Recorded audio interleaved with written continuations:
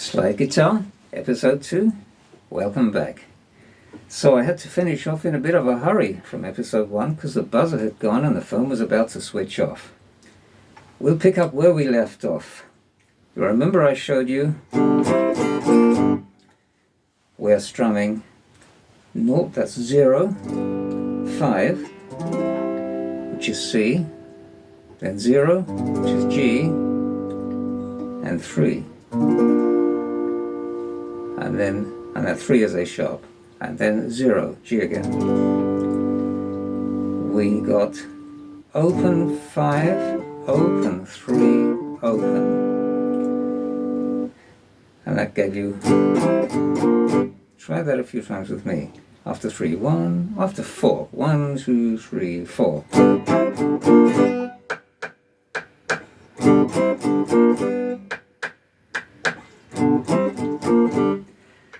Now, we always tend to think of sliding going up, but it can just as easily go down. So this time, when you get to fret 3, which is A sharp, I'm going to slide it down. Just about 1.5 frets. So instead of, we're going to get after 4, 1, 2, 3, 4.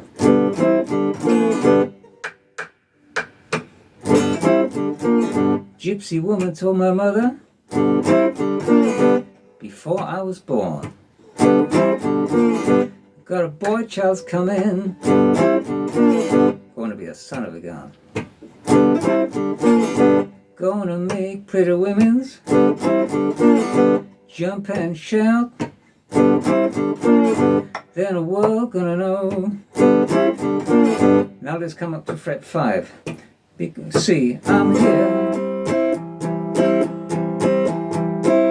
Everybody know that I'm here. We're open. Remember that? It's fret 7. I'm the hoochie coochie man, down to fret 5, C. Everybody knows I'm here.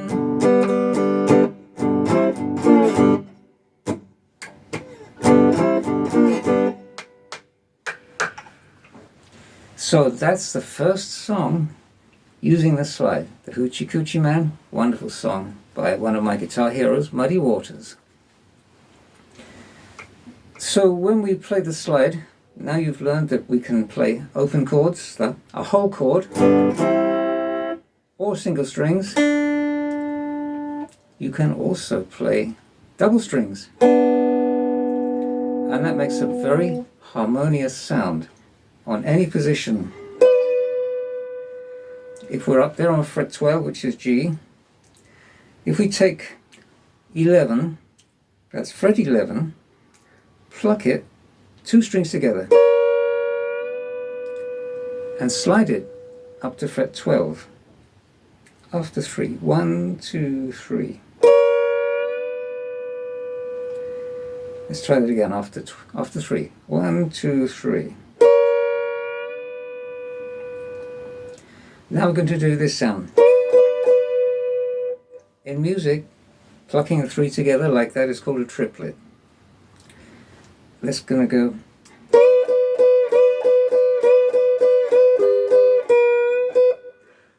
Let's take that up to 4 now, because we're playing it 4 times. 2, 3, 4.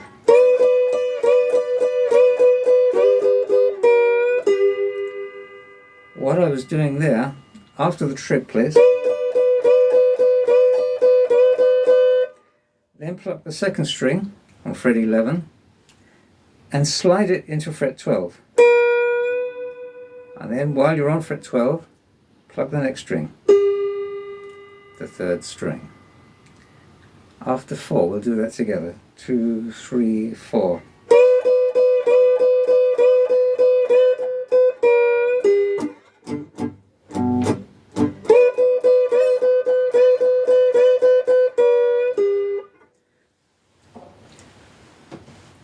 Another thing you can do with the slide is hammer on. like just like you would if you had a finger there. Or you can pull off, because it's working best if you're hammering on from open. An open position. The next thing to tell you about is something called ghosting. It's not when you message somebody and they don't message you back. It's the sound that you get when you're using this open tuning. You often will hear strings that you're not plucking. If I'm sliding up there, you'll very often, if you listen carefully, hear the other notes, or the other strings. There I'm deliberately plucking, but there I'm plucking just certain strings, and I'm hearing the echoes of other strings as well. Now the question is, do you want ghosting or don't you? The answer is both. If you're playing in the position that matches the rhythm guitar, that is, if the rhythm guitar is playing a chord of G and you're playing around the G position, which is open or 12, any other notes that you hear, that is ghosting notes, around position 12, they will harmonize with what you're intending to play. So you then actually utilize the ghosting and make the most of it. It actually enhances what you're playing. But if you're playing away from the chord position of your backing or accompanying chord, the ghosting notes won't work. They'll sound horrible. So you can stop the ghosting by putting your first finger over all the strings at once, just gently, not pressing, and damping the strings so you won't hear the ghosting. If you listen to the difference between damping and not damping, here's with the damping. And now I'll take that finger. You can hear extra sounds echoing. So you can stop the damping, the ghosting, anytime just by damping the strings with a forefinger over the other strings. Now, where to use the slide? With regular guitar, if you're playing lead, you don't particularly need to know what chords are being played as long as you're improvising using the pentatonic scale. As long as the accompanying chords are chords that you would expect to find in that key. For example, if we're playing in the key of G, you expect the accompanying chords to be G, C, D, and E minor. With regular guitar, improvising on your pentatonic scales, that one scale will give you notes for lead guitar regardless of which of those chords the accompanist or your band are playing. But with slide guitar, you need to know those chords and match your slide position to fit. So if I'm playing to accompany blues in the key of G, I need to work my slide around the right chords at the right time. So it might start off with G, there's your accompaniment.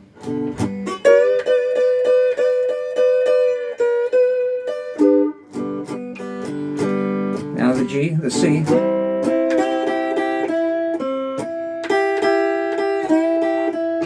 back up to the G.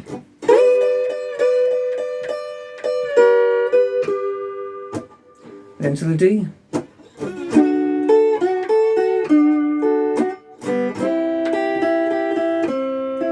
And then the G.